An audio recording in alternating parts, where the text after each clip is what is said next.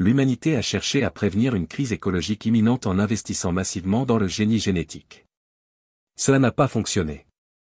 Des virus et organismes génétiquement modifiés sont entrés dans la nature. Ils ont détruit des plantes comestibles, des animaux et un grand nombre de personnes. Aujourd'hui, une oligarchie prospère dans une ville fermée appelée la Citadelle, et tous les autres luttent pour survivre. Les gens dépendent des graines échangées depuis la Citadelle pour se nourrir. Cependant, ceux-ci sont conçus pour produire une seule culture. Ceux qui se trouvent à l'extérieur de la Citadelle doivent trouver leur propre nourriture et leurs propres ressources. La Citadelle leur donne des graines modifiées qui doivent être fertilisées grâce à un processus spécial. Seuls les scientifiques de Citadelle connaissent les détails de ce processus. Vespé, Raffaella Chapman, est une jeune fille de 13 ans qui vit dans une maison dans les bois avec son père paralysé, Darius, Richard Blake. Darius ne peut communiquer qu'avec un drone flottant en forme de tête de robot. À l'aide d'un drone, il accompagne Vespé dans sa vie quotidienne, mais son vrai corps reste au lit. Vespé expérimente le biohacking des graines dans un laboratoire abandonné pour les faire pousser depuis la Citadelle sans processus. Il y a un an, la mère de Vespé a quitté le pays pour rejoindre un groupe appelé les Pèlerins. Ce sont des éboueurs et transportent les ordures qu'ils ramassent, ils ne remarquent pas leur visage et se promènent seuls jusqu'à leur mort. L'oncle de Vespé, Jonas, Eddie Marsan, habite non loin de là. Il dirige une sorte d'orphelinat où il récupère le sang de ses enfants et le vend à la Citadelle. Jonas possède également une créature appelée Jag, Mélanie Guedo, un androïde créé dans le seul but de servir d'esclave. Vespé vend son sang à Jonas contre des fournitures et des pièces pour le générateur qui maintiendra Darius en vie. Jonas demande à Vespé de devenir éleveur, mais Vespé refuse. Jonas tente d'arrêter Vespé en refusant les bactéries sanguines promises.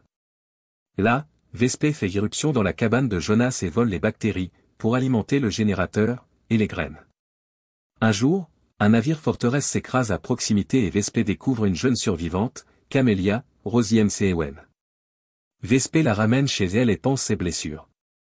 Camélia promet que si elle trouve un autre passager sur son navire, un homme nommé Elias, Edmund Dane, elle emmènera Vespé et son père à la Citadelle.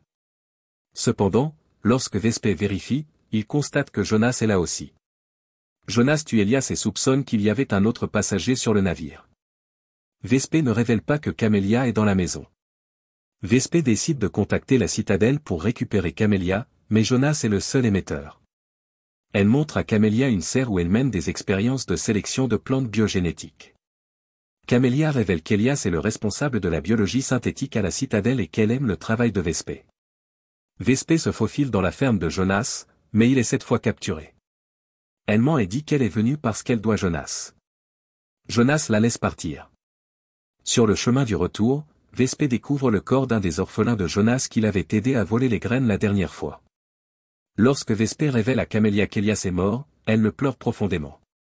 Vespé se rend compte que Camélia n'est pas humaine, mais une Jag très avancée qui ressemble et se sent exactement comme les humains, elle a une coupure dans le dos comme tous les autres Jag.